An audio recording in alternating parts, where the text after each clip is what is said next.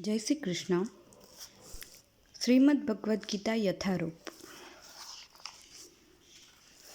अध्याय 3 कर्मयोग। अर्जुन ने कहा, हे जनार्दन, हे केशव, यदि आप बुद्धि को सकाम कर्म से श्रेष्ठ समझते हैं तो फिर आप मुझे इस घोर युद्ध में क्यों लगाना चाहते हैं? आपकी व्यय मिश्रित अनेकार्थक उपदेशों से मेरी बुद्धि मोहित हो गई है, अतः कृपा करके निश्चय पूर्वक मुझे बताए कि इनमें से मेरे लिए सर्वाधिक श्रेयकर क्या होगा। श्री भगवान ने कहा, निष्पाप अर्जुन, मैं पहले ही बता चुका हूँ कि आत्म साक्षात्कार का प्रयत्न करने वाले दो प्रकार के पुरुष होते हैं। कुछ इसे ज्ञान योग द्वारा समझने का प्रयत्न करते हैं तो कुछ भक्तिमय सेवा के द्वारा। न तो कर्म से विमुख होकर कोई कर्मफल से छुटकारा पा सकता है और न केवल संन्यास से सिद्ध प्राप्ति की जा सकती है। प्रत्येक व्यक्ति को प्रकृति के अर्जित गुणों के अनुसार विवश होकर कर्म करना पड़ता है, अतः कोई भी एक क्षण भर के लिए भी बिना कर्म किए नहीं रह सकता। जो कर्मेंद्रियों को वश में तो करता है, किंतु जिसका मन इंद्रिय विषयों का चिंतन करता रहता है, वह निश्चित रूप से स्वयं को धोखा देता है और मिथ्याचारी कहलाता है।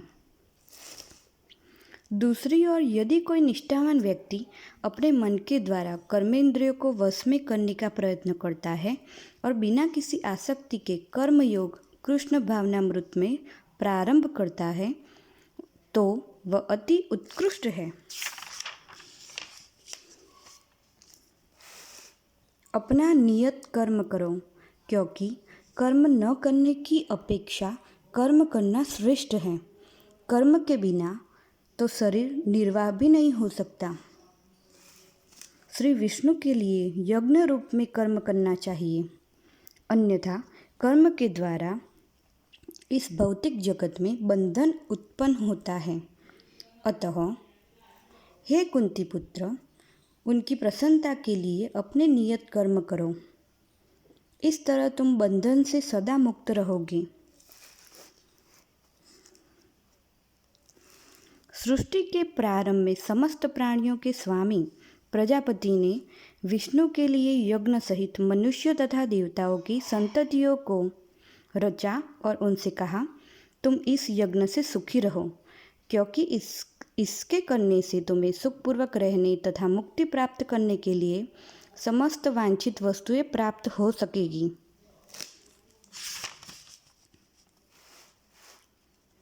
यज्ञों के द्वारा प्रसन्न होकर देवता तुम्हें भी प्रसन्न करेंगे और इस तरह मनुष्य तथा देवताओं के मध्य सहयोग से सबों को संपन्नता प्राप्त होगी।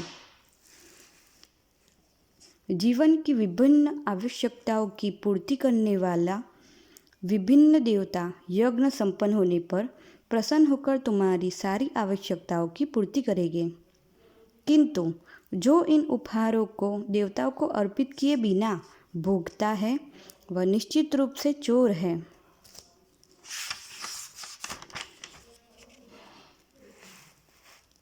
भगवान के भक्त सभी प्रकार के पापों से मुक्त हो जाते हैं, क्योंकि वे यज्ञ में अर्पित किए भोजन यानी कि प्रसाद को ही खाते हैं। अन्य लोग जो अपने इंद्रिय सुख के लिए भोजन बनाते हैं, वे निश्चित रूप से पाप खाते हैं। सारे प्राणी अन्न पर आश्रित हैं, जो वर्षा से उत्पन्न होता है। वर्षा यज्ञ संपन्न करने से होती है और यज्ञ नियत कर्मों से उत्पन्न होता है।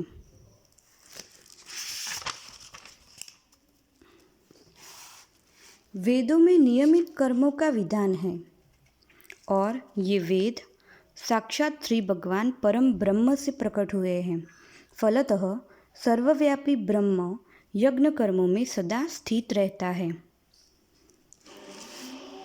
हे प्रिय अर्जुन, जो मानव जीवन में इस प्रकार वेदों द्वारा स्थापित यज्ञ चक्र का पालन नहीं करता, वह निश्चय ही पापमय जीवन व्यतीत करता है।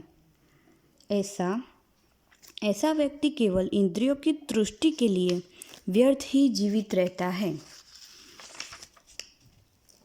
किंतु जो व्यक्ति आत्मा में ही आनंद लेता है तथा जिसका जीवन आत्म साक्षरता से युक्त है और जो अपने में ही पूर्णतः संतुष्ट रहता है, उसके लिए कुछ करणीय कर्तव्य नहीं होता। स्वरूप प्रसिद्ध व्यक्ति के लिए न तो अपने नियत कर्मों को करने की आवश्यकता रह जाती है, न ऐसा कर्म न करने का कोई कारण ही रहता है। उसे किसी अन्य जीव पर निर्भर रहने की आवश्यकता भी नहीं रह जाती।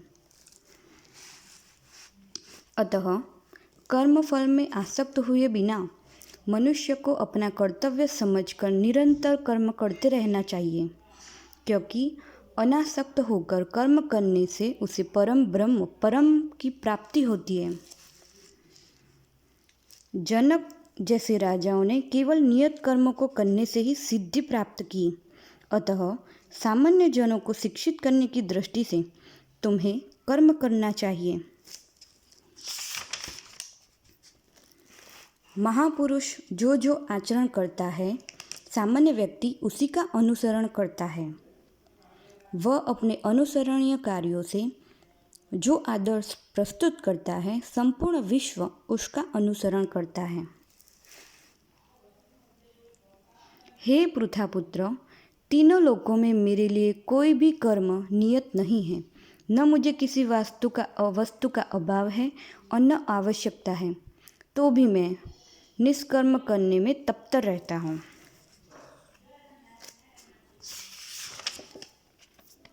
क्योंकि यदि मैं नियत कर्मों को सावधानी पूर्वक न करूं, तो हे पार्थ, यह निश्चित है कि सारे मनुष्य मेरे पद पर ही अनुगमन करेंगे। यदि मैं नियत कर्म न करूं, तो ये सारे लोग नष्ट हो जाएं। तब मैं अर्वाचीन जन समुदाय वर्णशंकर को उत्पन्न करने का कारण हो जाऊंगा और इस तरह संपूर्ण प्राणियों की शांति का विनाशक बनूंगा।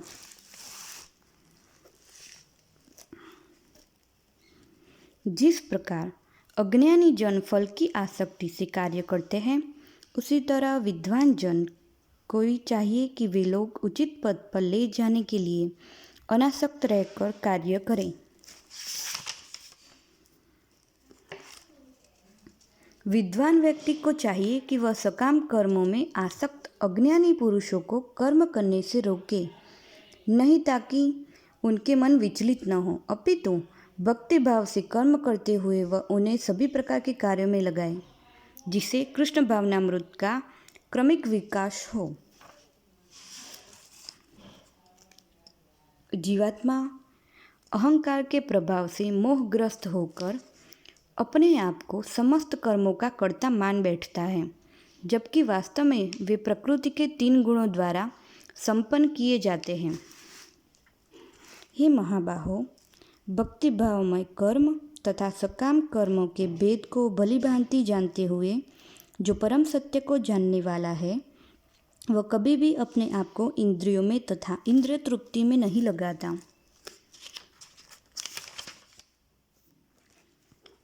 माया के गुणों से मोहग्रस्त होने पर अज्ञानी पुरुष पूर्णतः भौतिक कार्यों में संलग्न रहकर उनमें आसक्त हो जाते हैं।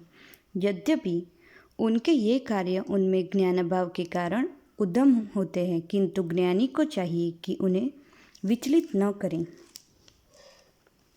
अतः हे अर्जुन, अपने सारे कार्यों को मुझ में समर्पित करके मेरे पूर्ण ज्ञान में युक्त होकर लाभ की आकांक्षा से रहित, सामित्व के किसी भाव के बिना और आत्मरहस्य से रहित होकर युद्ध करो। आलस्य से रहित होकर युद्ध करो। जो व्यक्ति मेरे आदेशों के अनुसार अपना कर्तव्य करते रहते हैं और ईर्ष्या रहित होकर इस उपदेश का श्रद्धापूर्वक पालन करते हैं, वे सकाम कर्मों के बंधन से मुक्त हो जाते हैं। किंतु जो ईर्ष्यावश इन उपदेशों की उपेक्षा करते हैं और इनका पालन नहीं करते, उन्हें समस्त ज्ञान से रहित, दिग्भ्रमित तथा सिद्धि के प्रयासों में नष्ट भ्रष्ट समझना चाहिए। ज्ञानी पुरुष भी अपनी प्रकृति के अनुसार कार्य करता है, क्योंकि सभी प्राणी तीनों गुणों से प्राप्त अपनी प्रकृति का अनुसरण करते हैं। भला दमन से क्या हो सकता है? प्रत्येक इंद्रिय तथा उसके विषय में संबंधित राग द्वेष का व्यवस्थित करने से नियम होते हैं। मनुष्य को ऐसे राग तथा द्वेष के वशीभूत नहीं होना चाहिए, क्योंकि ये आत्म साक्षात्कार के मार्ग में अवरोधक है। अपने नियत कर्मों को दोषपूर्ण ढंग से संपन्न करना भी अन्य के कर्मों को भली भांति करने से श्रेष्ठकर है। स्वीय कर्मों को करते हुए मरना पराये कर्मों के प्रवृत्त होने की अपेक्षा श्रेष्ठतर है, क्योंकि अन्य किसी के मार्ग का अनुसरण भयावह होता है। अर्जुन ने कहा, हे वृष्णिवंशी, मनुष्य न चाहते हुए भी पाप कर्मों के लिए प्रेरित क्यों होता है? ऐसा लगता है कि उसे बलपूर्वक उनमें लगाया जा रहा हो। श्री भगवान ने कहा, हे अर्जुन, इसका कारण रजोगुण से संपर्क से उत्पन्न होता है, जो बाद में क्रोध का रूप धारण करता है और जो इस संसार का सर्वभक्षी पापी शत्रु है। जिस प्रकार अग्नि धुएं से, दर्पण धूल से अथवा भ्रूण गर्भाशय से आकृत रहता है, उसी प्रकार जीवात्मा इस काम की विभिन्न मात्राओं से आवृत रहता है। इस प्रकार ज्ञानमय जीवात्मा की शुद्ध चेतना उसके काम रूपी नित्य शत्रु से ढकी रहती है, जो कभी भी तुष्ट नहीं होता और अग्नि के समान जलता रहता है। इंद्रियां, मन तथा बुद्धि इस काम के निवास स्थान है। इनके द्वारा यह काम जीवात्मा के वास्तविक ज्ञान को ढककर उसे मोहित कर लेता है। इसलिए हे भरतवंशी में श्रेष्ठ अर्जुन, प्रारंभ में ही इंद्रियों को वश में करके इस पाप के महान प्रतीक काम का दमन करो और ज्ञान तथा आत्म साक्षात्कार के इस विनाशकर्ता का वध करो।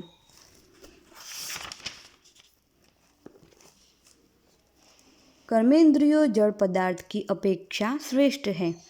मन इंद्रियों से बढ़कर है। बुद्धि मन से भी उच्च है और वह यानी कि आत्मा बुद्धि से भी बढ़कर है। इस प्रकार हे महाबाहु अर्जुन, अपने आप को भौतिक इंद्रियों, मन तथा बुद्धि से परे जानकर और मन को सावधान आध्यात्मिक बुद्धि कृष्ण भावनामृत में स्थिर कर आध्यात्मिक शक्ति द्वारा इस काम रूपी द्रुजे शत्रु को जीतो। जय श्री कृष्ण।